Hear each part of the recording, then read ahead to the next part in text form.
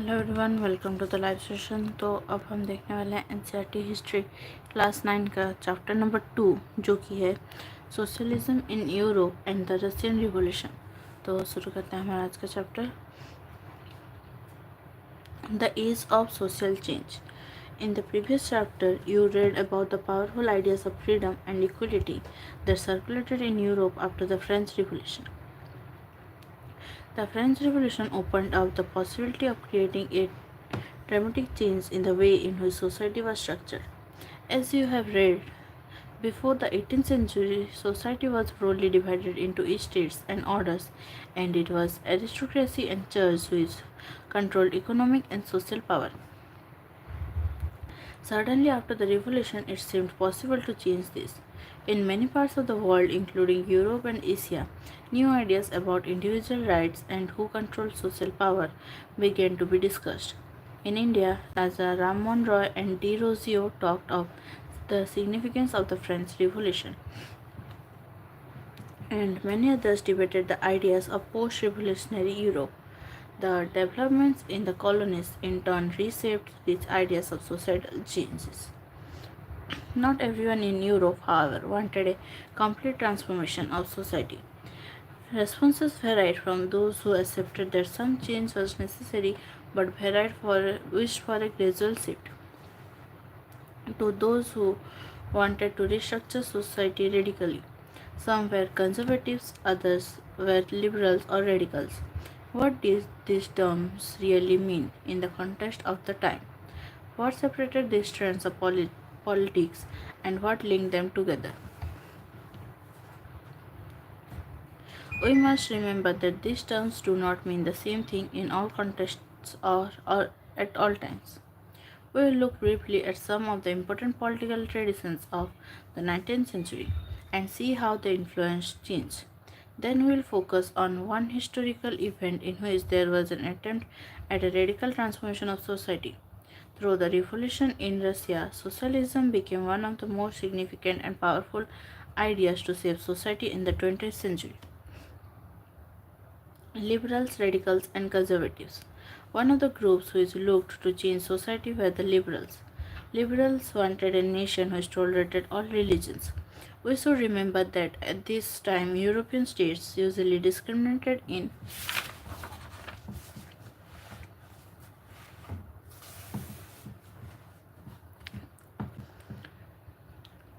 favor of one religion or another.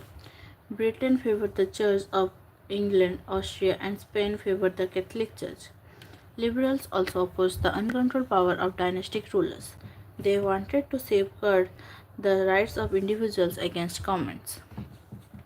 They argued for a representative elected parliamentary government subject to laws interpreted by a well trained judiciary that was independent of rulers and officials.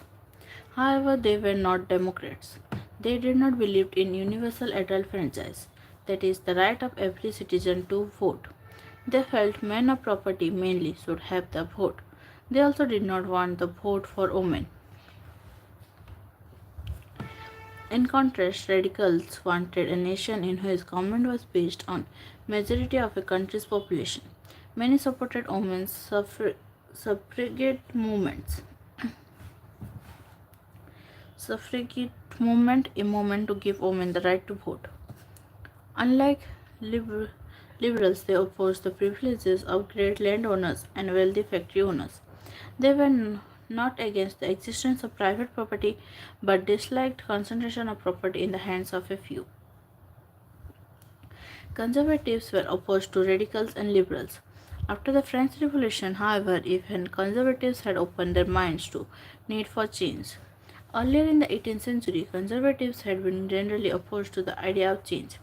By the 19th century, they accepted that some change was inevitable but believed that the past had to be respected and change had to be brought about through a slow process.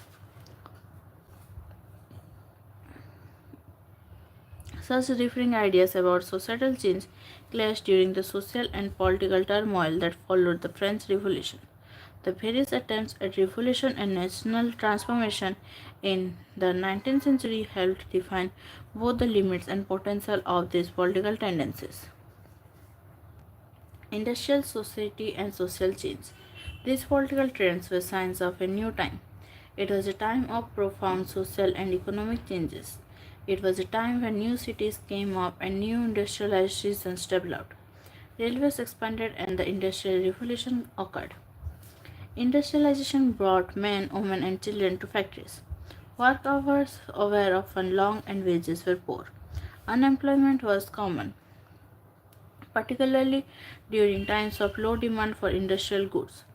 Housing and sanitation were problems since towns were growing rapidly. Liberals and radicals searched for solutions to these issues.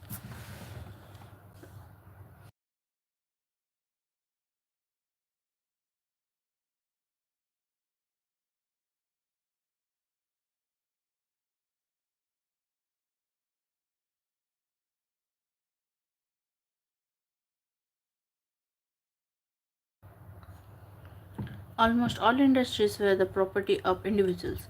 Liberals and radicals themselves were often property owners and employers. Having made their wealth through trade or industrial ventures, they felt that such efforts should be encouraged, that its benefits would be achieved if the workforce in the economy was healthy and citizens were educated. Opposed to the privileges the old aristocracy had by birth, they firmly believed in the value of individual effort, labor, and enterprise. If freedom of individuals was ensured, if the poor could labor and those with capital could operate without restraint, they believed their societies would develop. Many working men and women who wanted changes in the world rallied around liberal and radical groups and parties in the early 19th century.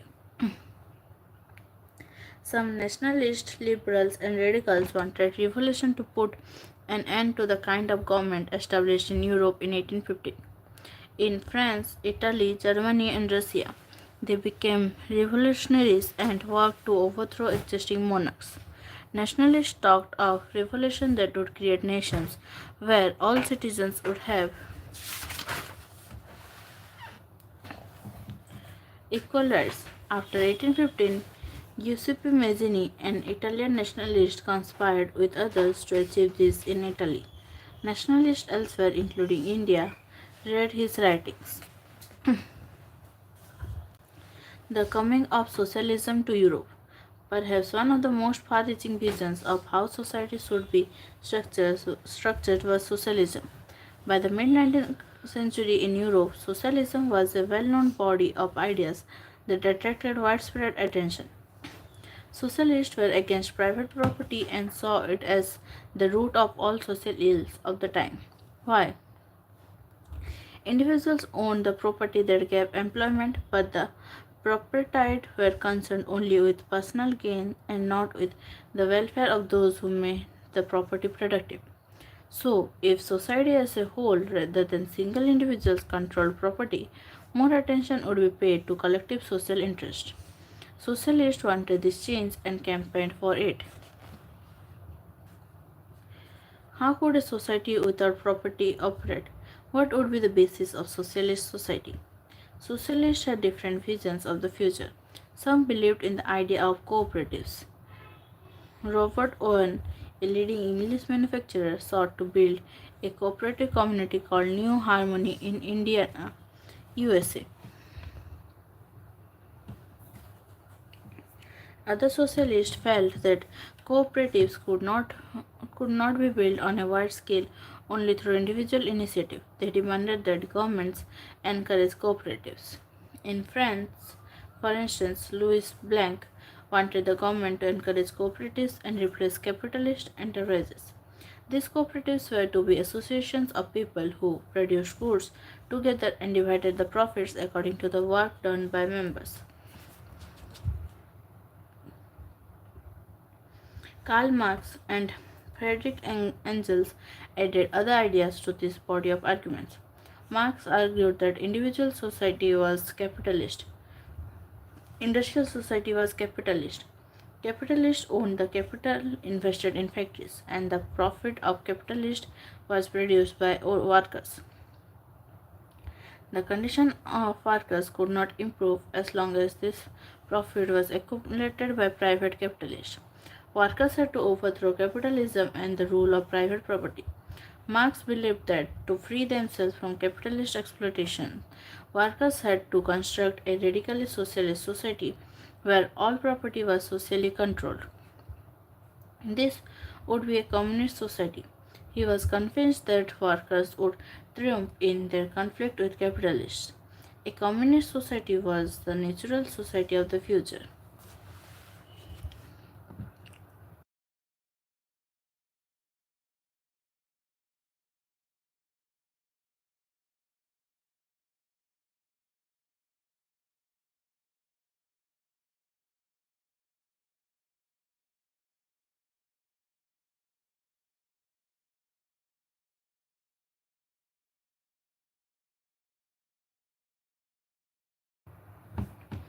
Support for socialism.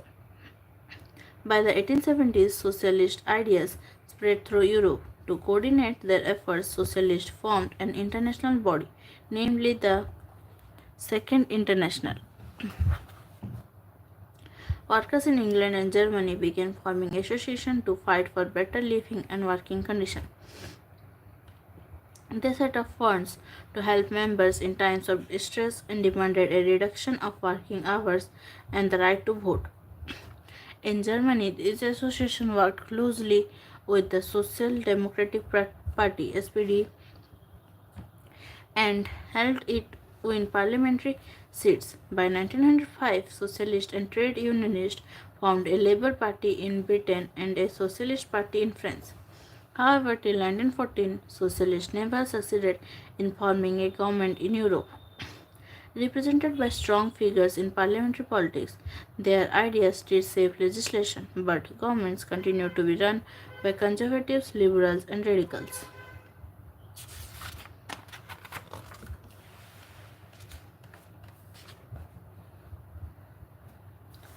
The Russian Revolution. In one of the least industrialized of European states, this situation was reversed. Socialists took over the government in Russia through the October Revolution of 1917. The fall of monarchy in February 1970 and the events of October are normally called the Russian Revolution. How did this come about? What were the social and political conditions in Russia when the revolution occurred? To answer this question, let us look at Russia a few years before the revolution. The Russian Empire in 1914. In 1914, Tsar Nicholas II ruled Russia and his empire. Besides the territory around Moscow, the Russian Empire included current-day Finland, Latvia, Lithuania, Estonia, parts of Poland, Ukraine, and Belarus. It stretched to the Pacific and comprised today Central Asian states, as well as Georgia, Armenia, and Azerbaijan. The majority religion was Russian Orthodox Christianity, which had grown out of the Greek Orthodox Church. But the empire also included Catholics, Protestants, Muslims, and Buddhists.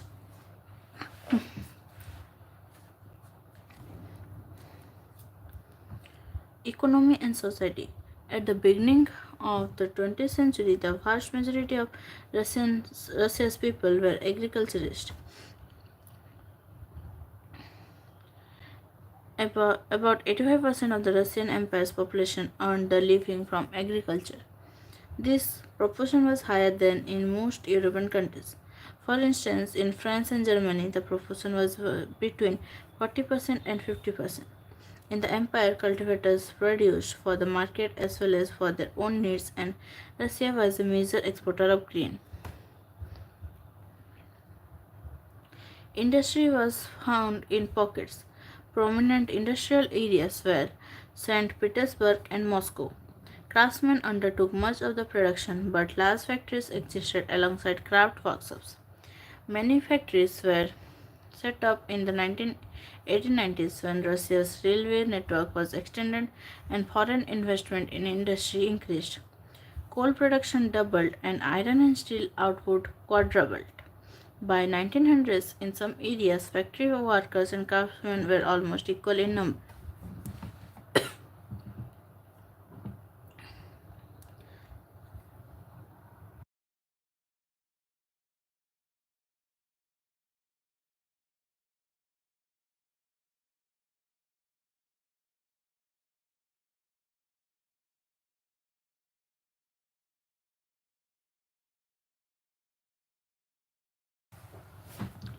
Most industry was the private property of industrialists. Government supervised large factories to ensure minimum wages and limited hours of work. But factory inspectors could not prevent rules being broken. In craft units and small workshops, the working day was sometimes 15 hours compared with 10 or 12 hours in factories. Accommodation varied from rooms to dormitories. Workers were a divided social group. Some had strong links with the villages from which they came. Others had settled in cities permanently. Workers were divided by skill.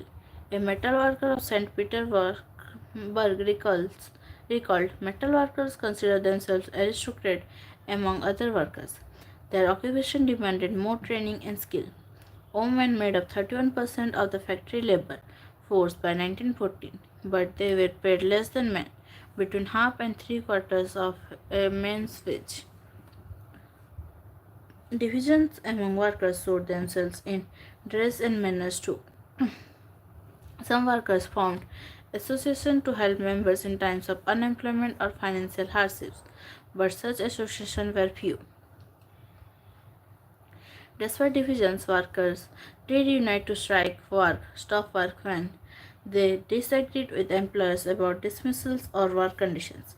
These strikes took place frequently in the textile industries during 1896, 1897 and in metal industry during 1902. In the countryside, peasants cultivated most of the land, but the nobility, the crown, and the Orthodox Church owned large properties. Like workers, peasants who were divided, they were also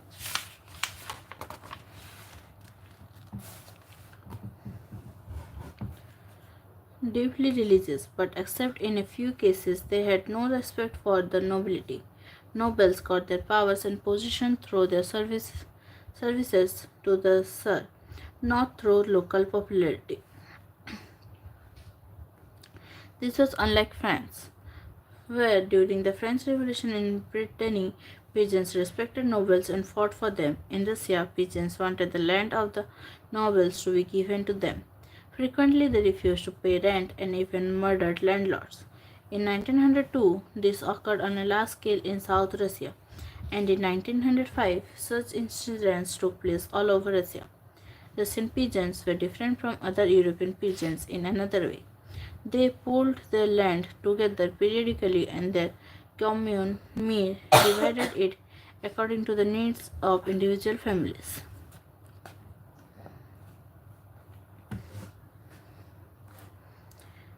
Alexander Sipnokov, a socialist worker of the time, gives a description of how the meetings were organized. Propaganda was done in the plants and shops on an individual basis. There were also discussion circles. Legal meetings took place on matters concerning official issues, but this activity was skillfully integrated into the general struggle for the liberation of the working class. Illegal meetings were arranged on the spur of the moment but in an organized way. During lunch, in evening break, in front of the exit, in front of the exit, in the yard, or in establishments with several floors on the stair. The most alert workers would form a plug in the doorway and the whole mass piled up in the exit. An agitator would get up right there on the spot.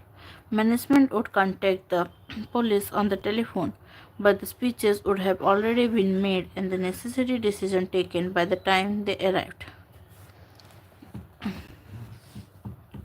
Socialism in Russia. All political parties were illegal in Russia before 1940. The Russian Social Democratic Workers' Party was founded in 1898 by socialists who respected Marx's ideas. However, because of government policing, it had to operate as an illegal organization. It set up a newspaper, mobilized workers, and organized strikes. Some Russian socialists felt that the Russian peasant custom of dividing land periodically made them natural socialists. So, peasants, not workers, would be the main force of the revolution, and Russia could become socialist more quickly than other countries. Socialists were active in countryside through the late 19th century. They formed the Socialist Revolutionary Party in 1900. This party struggled for peasants' rights and demanded that land belonging to the nobles be transferred to peasants. Social Democrats disagreed with socialist revolutionaries about peasants. Lenin felt that peasants were not one united group. Some were poor and others rich. Some worked as laborers while others were capitalists who employed workers. Given this differentiation within them, they could not all be part of socialist movement. The party was divided over the strategy of organization. Vladimir Lenin, who led the Bolshevik group, thought that in a repressive society like Tsarist Russia, the party should be disciplined and should control the number and quality of its members. Others, Mensheviks, thought that the party should be open to all, as in Germany.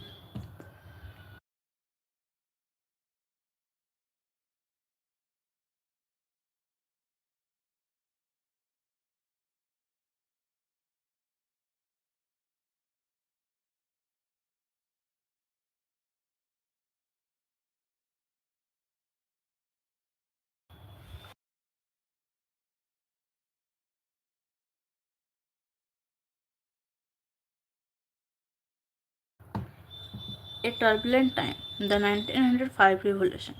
Russia was an autocracy. Unlike other European rulers, even at the beginning of the 20th century, the Tsar was not subject to parliament. Liberals in Russia campaigned to end this state of affairs. Together with the Social Democrats and Social Revolutionaries, they worked with peasants and workers during the Revolution of 1905 to demand a constitution. They were supported in the empire by nationalists, in Poland for instance, and in Muslim dominated areas by jihadists who wanted modernized Islam to lead their societies. Jihadist Muslim reformers within the Russian Empire. The year 1904 was a particularly bad one for Russian workers. Prices of essential goods rose so quickly that real wages declined by 20%. Real wage reflects the quantities of goods which the wages will actually buy. The membership of workers' associations rose dramatically. When four members of the Assembly of Russian Workers, which had been formed in 1904, were dismissed at the Petlov Iron Works, there was a call for industrial action.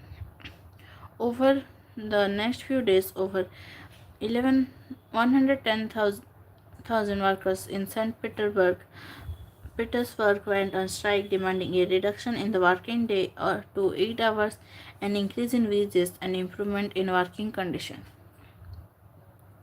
When the procession of workers led by Father Gapon reached the Winter Palace, it was attacked by the police and the Cossacks. Over 100 workers were killed and about 300 wounded. The incident, known as Bloody Sunday, started a series of events that became known as the 1905 Revolution. Strikes took place all over the country, and universities closed down when student bodies staged walkouts, complaining about the lack of civil liberties. Lawyers, doctors, engineers, and other middle class workers established the Union of Unions and demanded a constituent assembly. During the 1905 revolution, the Tsar allowed the creation of an elected consultative parliament or Duma. For a brief while during the revolution, there existed a large number of trade unions and factory committees made up of factory workers. After 1905, most committees and unions worked unofficially since they were declared illegal. Severe restrictions were placed on political activity. The Tsar dismissed the first Duma within 75 days and re-elected second Duma within 3 months. He did not want any questioning of his authority or any reduction in his powers. He changed the voting laws and packed the third Duma with conservative politicians. Liberals and revolutionaries were kept out. The First World War and the Russian Empire. In 1914, war broke out between two European alliances, Germany, Austria, and Turkey, the Central Powers, and France, Britain, and Russia, later Italy and Romania. Each country had a global empire.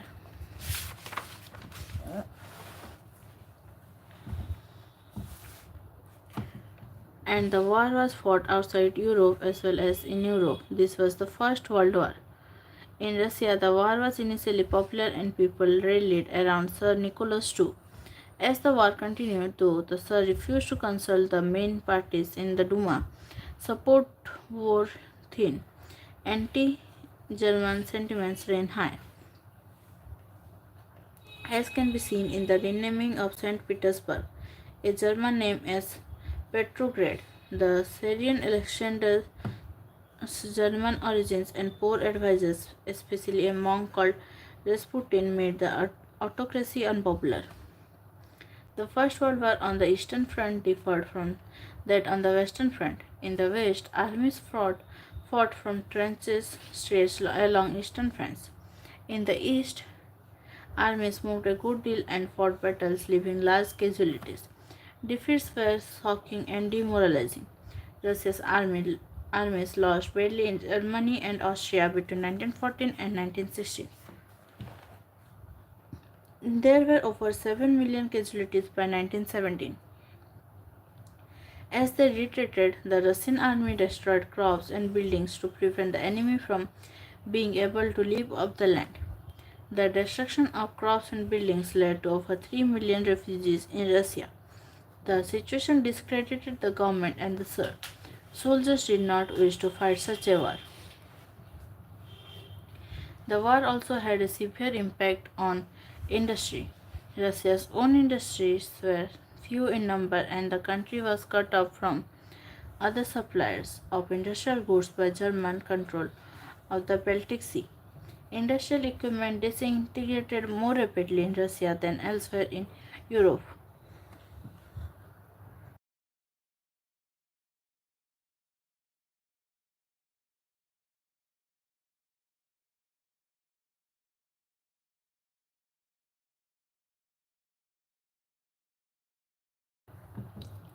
By 1916, railway lines began to break down.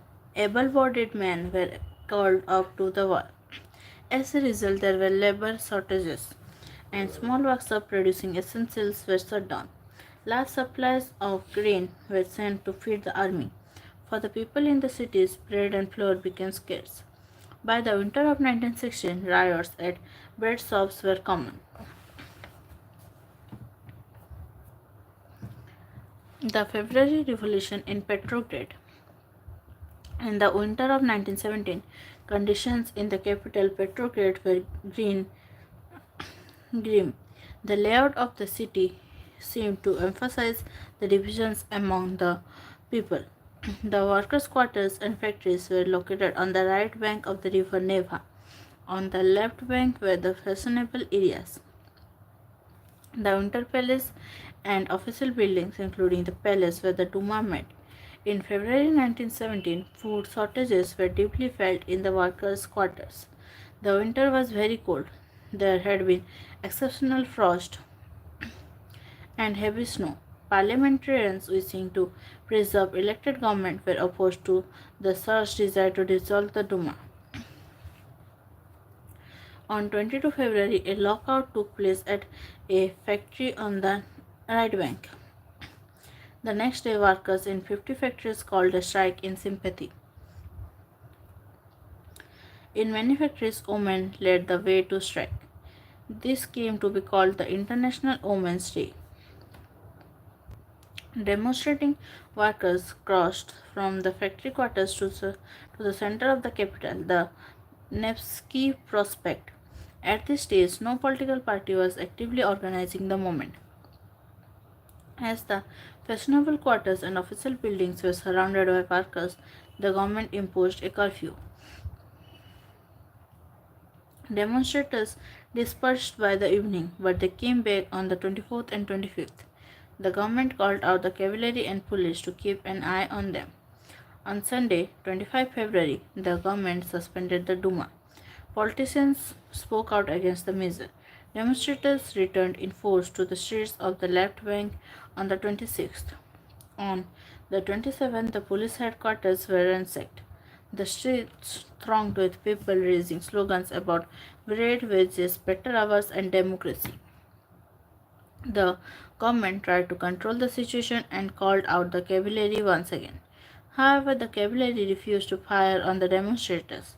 An officer was shot at the barracks of a regiment and three other regiments mutinied, voting to join the striking workers. By that evening, soldiers and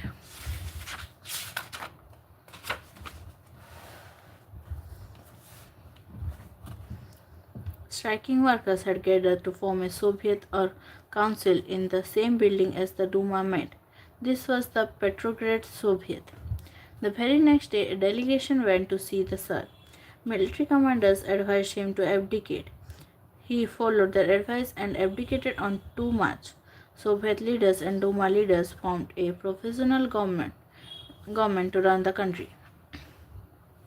Russia's future would be decided by a constituent assembly elected on the basis of universal adult suffrage. Petrograd had led the February Revolution that brought down the monarchy in February 1917. Women in the February Revolution. Women workers often inspired their male co-workers. At the Lawrence telephone factory, Marfa Vasileva almost single-handedly called a successful strike. Already that morning, in celebration of Women's Day, women workers had presented red bows to the men. Then Marfa Vasileva, a milling machine operator, stopped work and declared an impromptu strike. The workers on the floor were ready to support her. The four men informed the management and sent her a loaf of bread. She took the bread but refused to go back to work. The administrator asked her again why she refused to work, and she replied, I cannot be the only one who is satiated when others are hungry. Women workers from another section of the factory gathered around Marfa in support, and gradually all the other women ceased working. Soon the men downed their tools as well, and the entire crowd rushed onto the street.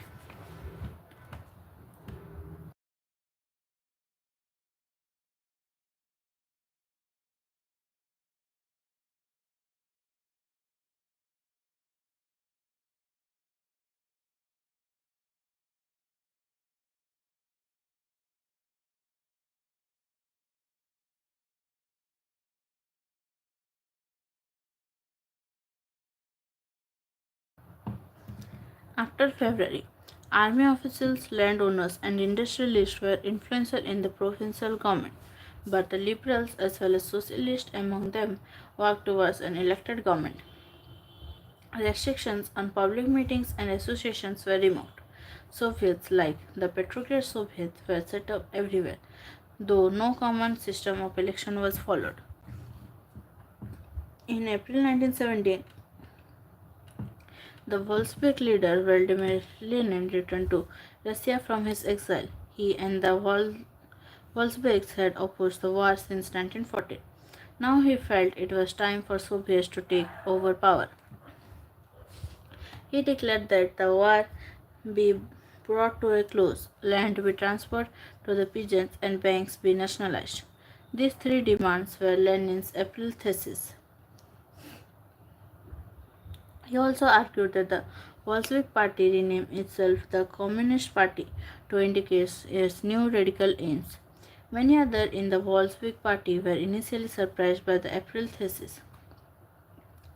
They thought that the time was not yet ripe for a socialist revolution and the provisional government needed to be supported, but the developments of the subsequent months changed their attitude. Through the summer, the workers' movement spread. In industrial areas, factory committees were formed which began questioning the way industrialists ran their factories. Trade unions grew in numbers. Soldiers' committees were formed in the army. In June, about 500 Soviets sent representatives to an all Russian Congress of Soviets. As the provisional government saw its power reduce and the Bolshevik influence grew, it decided to take stern measures against the spreading discontent. It resisted attempts by workers to run factories and began arresting leaders. Popular demonstrations staged by the Bolsheviks in July 1917 were sternly repressed. Many Bolshevik leaders had to go into hiding or flee. Meanwhile, in the countryside, peasants and the socialist revolutionary leaders pressed for a redistribution of land. Land committees were formed to handle this. Encouraged by the socialist revolutionaries, peasants seized land between July and September 1917.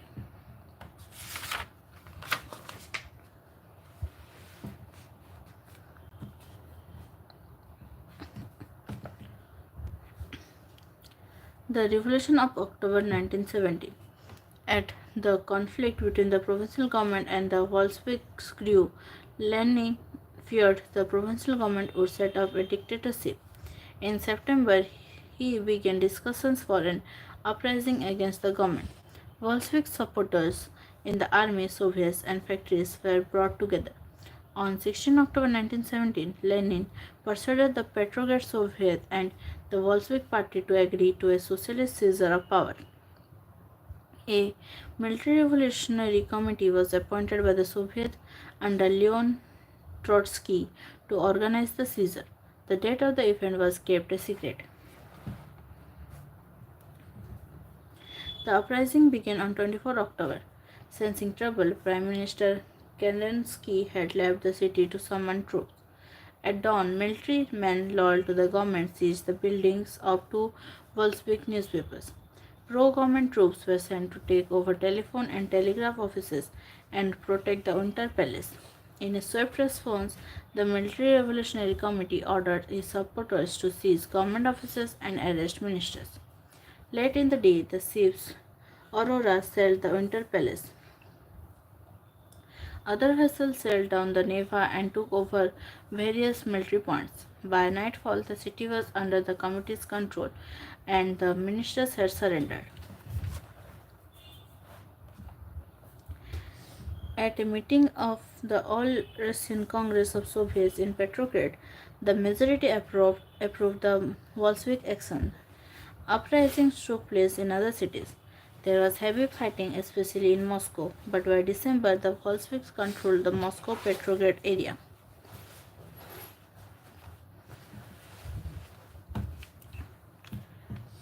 Date of the Russian Revolution.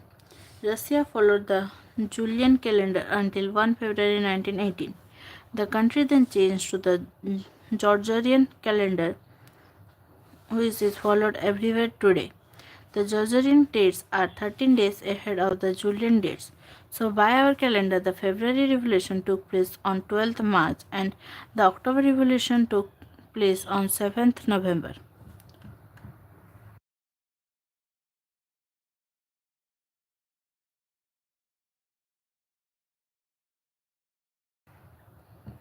What changed after October?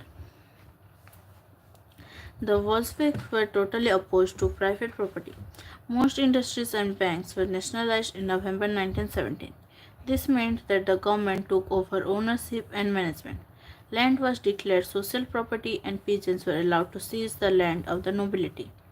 In cities, Bolsheviks enforced the partition of large houses according to family requirements. They banned the use of the old titles of aristocracy. To assert the change, new uniforms were designed for the army and officers. Following a clothing competition organized in 1918, when the Soviet head Budnovka was chosen.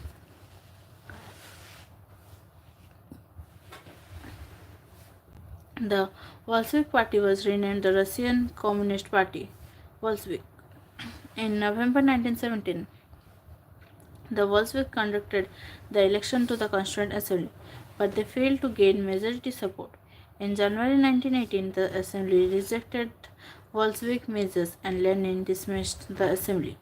He thought the All Russian Congress of Soviets was more democratic than an assembly elected in uncertain conditions. In March 1918, despite opposition, by their political allies. The Bolshevik made peace with Germany at Brest-Litovsk.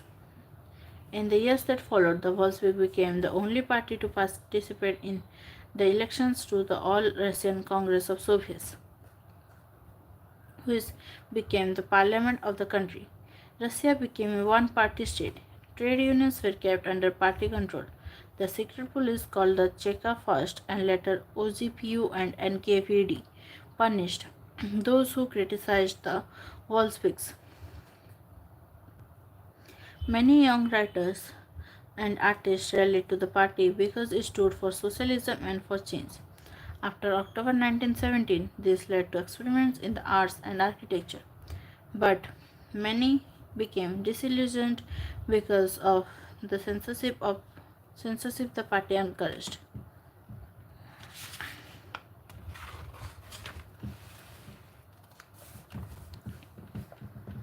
The October Revolution and the Russian countryside. Two views. News of the revolutionary uprising of October 25, 1917 reached the village the following day and was greeted with enthusiasm. To the peasants, it meant free land and an end to the war. The day the news arrived, the landowner's manor house was looted, his stock farms were requisitioned, and his vast or- orchard was cut down and sold to the peasants for wood. All his farm buildings were torn down and left in ruins, while the land was distributed among the peasants who were prepared to live the new Soviet life. A member of a landowning family wrote to a relative about what happened at the estate. The coup happened quite painlessly, quietly, and peacefully. The first days were unbearable. Mikhail Mikhailovich, the estate owner, was calm. The girls also. I must say, the chairman behaves correctly and even politely. We were left two cows and two horses. The servants tell them all the time not to bother us. Let them live. We force for the safety and property. We want them treated as humanly as possible. There are rumors that several villages are trying to evict the communities and return the estate to Mikhail Mikhailovich. I don't know if this will happen or if it's good for us, but we rejoice that there is a conscience in our people. The Civil War. When the Bolsheviks ordered land redistribution, the Russian army began to break up. Soldiers, mostly peasants, wished to go home for the redistribution and deserted. Non-Bolshevik socialists, liberals, and supporters of autocracy condemned the Bolshevik uprising. Their leaders moved to South Russia and organized troops to fight the Bolsheviks, the Reds. During 1918 and 1919, the Greens, socialist revolutionaries, and Whites, pro-Tsarist, controlled most of the Russian Empire. They were backed by French, American, British, and Japanese troops, all those forces who were worried at the growth of socialism in Russia. As these troops and the Bolshevik fought a civil war, looting, banditry, and famine became common.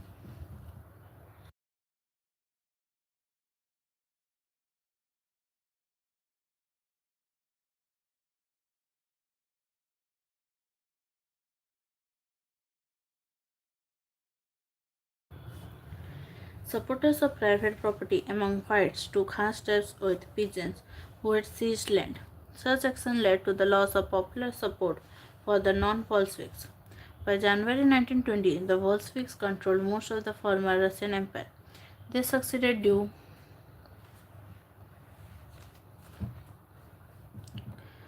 to cooperation with non-Russian nationalists and Muslim jihadists.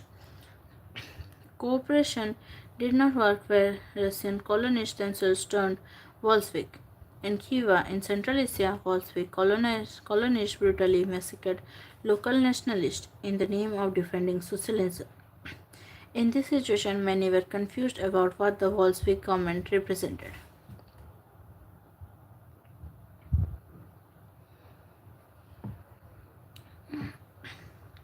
Partly To remedy this, most non-Russian nationalists were given political autonomy in the Soviet Union (USSR), the state the Bolshevik created from the Russian Empire in December 1922. Autonomy, the right to govern themselves. But since this was combined with unpopular policies that the Bolsheviks forced the local government to follow, like the harsh discouragement of nomadism, attempts to win over different nationalists were only partly successful. Nomadism lifestyle of those who do not live in one place but move from area to area to earn their living.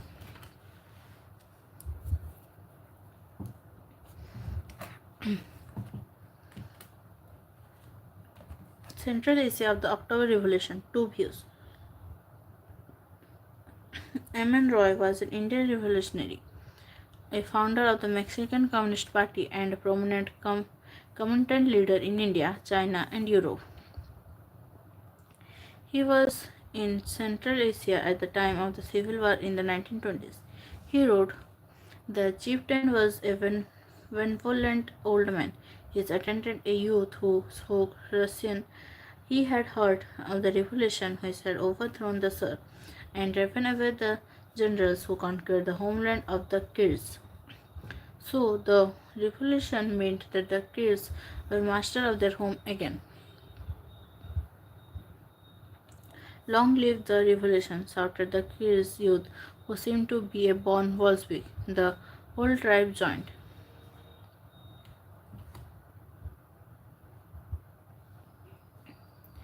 The Kirghiz welcomed the first revolution, February revolution, with joy, and the second revolution with consternation and terror. This first revolution freed them from the oppression of the Tsarist regime and strengthened their hope that autonomy would be realized. The second revolution, October Revolution, was accompanied by violence, pillage, taxes, and the establishment of dictatorial power. Once a small group of Tsarist bureaucrats oppressed the Kirghiz, now the same group of people perpetuate the same regime.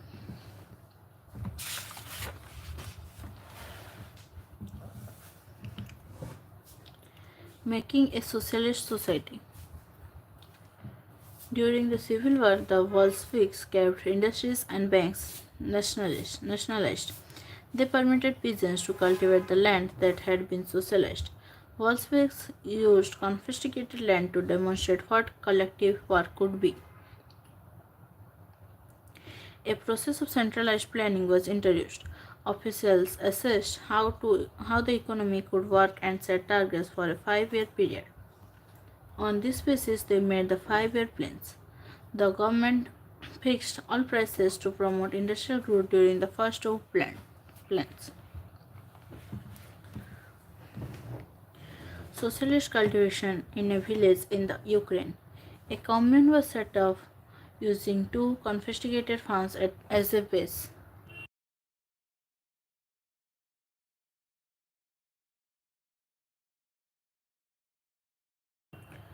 The commune consisted of 13 families with a total of 70 persons. The farm tools taken from the farms were turned over to the commune. The members ate in a communal dining hall and income was divided in accordance with the principles of cooperative communism. The entire proceeds of the members' labor as well as all dwellings and facilities belonging to the commune were shared by the commune members.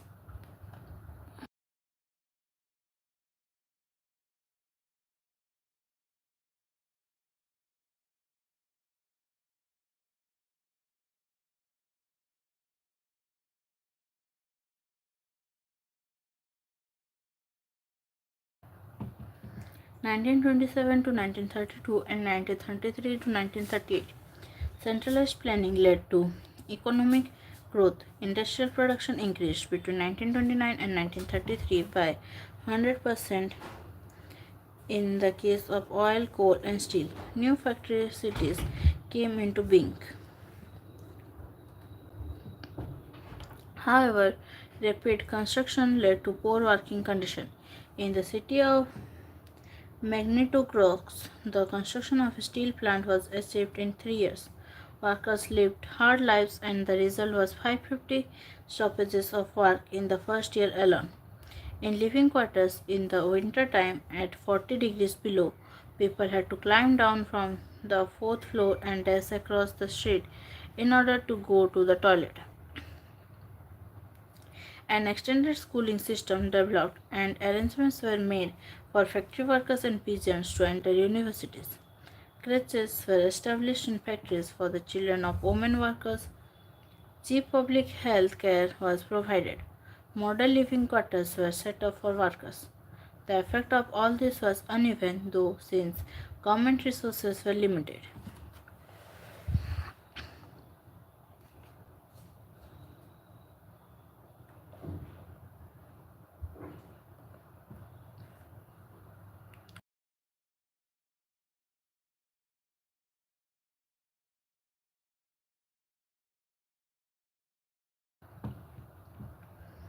Dreams and realities of a Soviet childhood in 1933. Dear grandfather Kalnin, my family is large. There are 4 children. We don't have a father. He died fighting for the workers' cause, and my mother is ailing. I want to study very much, but I cannot go to school. I had some old boots, but they are completely torn and no one can mend them. My mother is sick. We have no money and no bread, but I want to study very much. There stands before us the task of studying, and studying. That is what Vladimir Ilyich Lenin said. But I have to stop going to school. We have no relatives, there is no one to help us. So I have to go to work in a factory to prevent the family from starving. Dear grandfather, I am 13. I study well and have no bad reports. I am in class 5. Letter of 1933 from a 13-year-old worker to Lenin, Soviet president.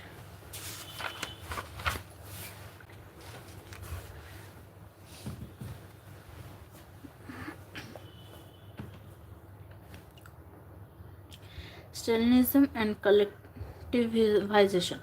The period of the early planned economy was linked to the disasters of the collectivization of agriculture. By 1927 to 28, the towns in Soviet Russia were facing an acute problem of grain supplies. The government fixed prices at which grain must be sold, but the peasants refused to sell their grain to government buyers at these prices. Stalin, who headed the party after the death of Lenin, introduced farm emergency measures. He believed that rich peasants and traders in the countryside were holding stocks in the hope of higher prices. Speculation had to be stopped and supplies confiscated. In 1928, party members toured the grain producing areas, supervising enforced grain collections and raiding kulaks, the name for well to do peasants. As shortages continued, the decision was taken to collectivize farms. It was argued that grain shortages were partly due to the small size of holdings. After 1917, land had been given over to peasants. These small sized peasant farms could not be modernized. To develop modern farms and run them along industrial lines with machinery, it was necessary to eliminate kulaks, take away land from peasants, and establish state controlled large farms.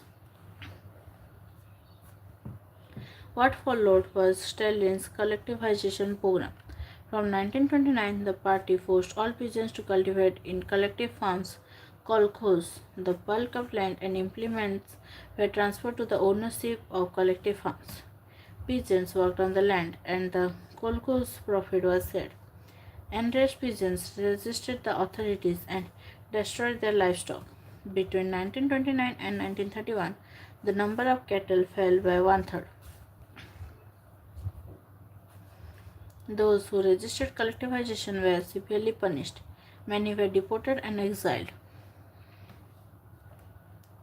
Deported, forcibly removed from one's own country, exiled, forced to live away from one's own country. As they resisted collectivization, peasants argued that they were not rich and they were not against socialism. They merely did not want to work in collective farms for a variety of reasons. Stalin's government allowed some independent cultivation, but treated such cultivators unsympathetically. In spite of collectivization, production did not increase immediately. In fact, the bad harvest from 1930 to 1933 led to one of the most devastating famines in Soviet history, when over 4 million died. Official view of the opposition to collectivization and the government responses. From the second half of February of this year, in various regions of the Ukraine, mass insurrections of the peasantry have taken place, caused by distortions of the party's line by a section of the lower ranks of the party and the Soviet apparatus. In the course of the introduction of collectivization and preparatory work for the spring harvest, within a short time, large-scale activities from the above-mentioned regions carried over into neighboring areas, and the most aggressive insurrections have taken place near the border. The greater part of the peasant insurrections have been linked with outright demands for the return of collectivized stocks of grain, livestock, and tools. Between 1st February and 15 March, 25,000 have been arrested, 656 have been executed, 3,673 have been imprisoned in labor camps, and 5,580 exiled. Report of K. Malson, President of the State Police Administration of the Ukraine, to the Central Committee of the Communist Party on 19 March 1930. Many within the party criticized the confusion in industrial production under the planned economy and the consequences of collectivization. Stalin and his sympathizers charged these critics with conspiracy against socialism. Accusations were made throughout the country, and by 1939, over 2 million were in prisons or labor camps. Most were innocent of the crimes, but no one spoke for them. A large number were forced to make false confessions under torture and were executed. Several among them were talented professionals. This is a letter written by a peasant who did not want to join the collective farm. To the newspaper Krestianskaya Gazeta, peasant newspaper. I am a natural working peasant born in 1879. There are 6 members in my family. My wife was born in 1881. My son is 16, 2 daughters 19. All 3 go to school. My sister is 71. From 1932, heavy taxes have been levied on me that I have found impossible. From 1935, local authorities have increased the taxes on me, and I was unable to handle them, and all my property was registered. My horse, cow, calf, sheep, and with lands, all my implements, furniture, and my reserve of wood for repair of buildings, and they sold the lot for the taxes. In 1936, they sold 2 of my buildings. The Kolkos bought them. In 1937, of 2 herds I had, one was sold and one was confiscated. Afnasi Tedrovic Frebnev, an independent cultivator.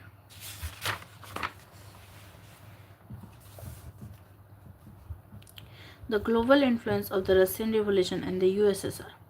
Existing Socialist Party in Europe did not wholly approve of the way the Bolsheviks took power and kept it. However, the possibility of a worker state fired people's imagination across the world.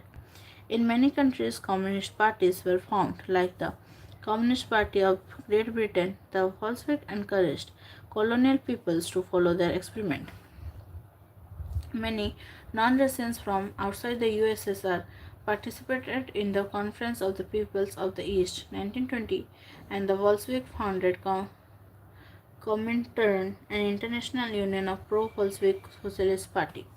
Some received education in the USSR's Communist University or the Workers of the East. By the time of the outbreak of the Second World War, the USSR had given socialism a global face and world stature. Yet by the 1950s, it was acknowledged within the country that the style of government in the USSR was not in keeping with the ideals of the Russian Revolution. In the world socialist movement too, it was recognized that all was not well in the Soviet Union. A paper country had become a great power. Its industries and agriculture had developed, and the poor were being fed. But it had denied the essential freedoms to its citizens and carried out its developmental projects through repressive policies. By the end of the 20th century, the international reputation of the USSR as a socialist country had declined, though it was recognized that socialist ideals still enjoyed respect among its people. But in each country, the ideas of socialism were rethought in a variety of different ways. Writing about the Russian Revolution in India. Among those the Russian Revolution inspired were many Indians. Several attended the Communist University. By the mid 1920s, the Communist Party was formed in India. Its members kept in touch with the Soviet Communist Party. Important Indian political and cultural figures took an interest in the Soviet experiment and visited Russia, among them Jawaharlal Nehru and Rabindranath Tagore, who wrote about Soviet socialism. In India, writings gave impression of Soviet Russia. In Hindi, R.S. Avasthi wrote in 1920 to 1921, Russian Revolution, Lenin, his life and his thoughts, and later the Red Revolution. H.D. Vidyalankar wrote The Rebirth of Russia and the Soviet State of Russia. There was much that was written in Bengali, Marathi, Malayalam, Tamil, and Telugu.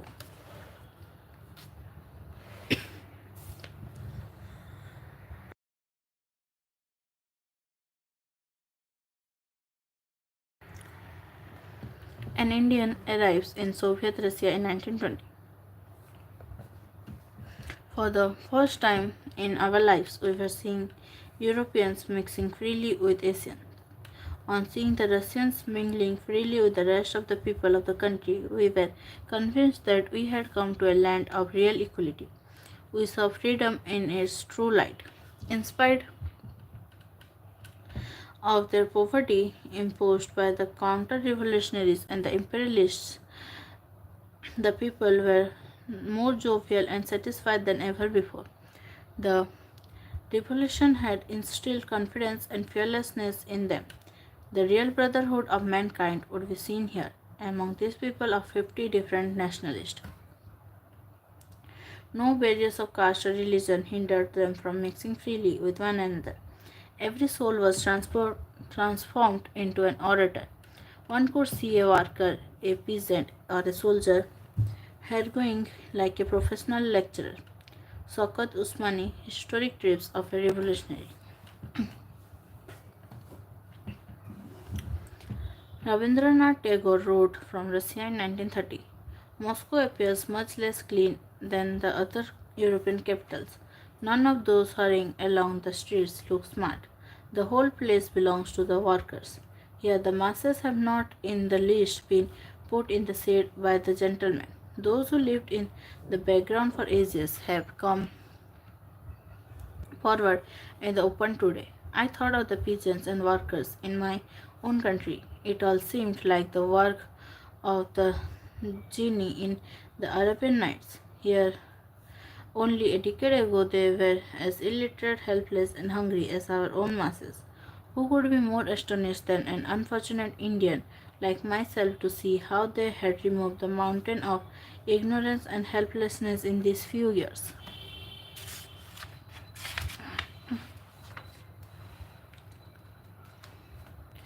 तो इसी के साथ हमारा आज का chapter ख़त्म होता है। और अगर आप चैनल पे न्यू हैं तो चैनल को सब्सक्राइब कर दीजिए और नोटिफिकेशन आइकन पर क्लिक कर दीजिए ताकि आप डेली लाइव क्लास ज्वाइन कर सकें। और अगर आपको वीडियो अच्छा लगे तो लाइक कर दीजिए, साथ ही अपने दोस्तों के साथ शेयर कर दीजिए ताकि उनको भी हेल्प हो। तो आज का सेशन यहीं तक था। Thank you, thanks for joining.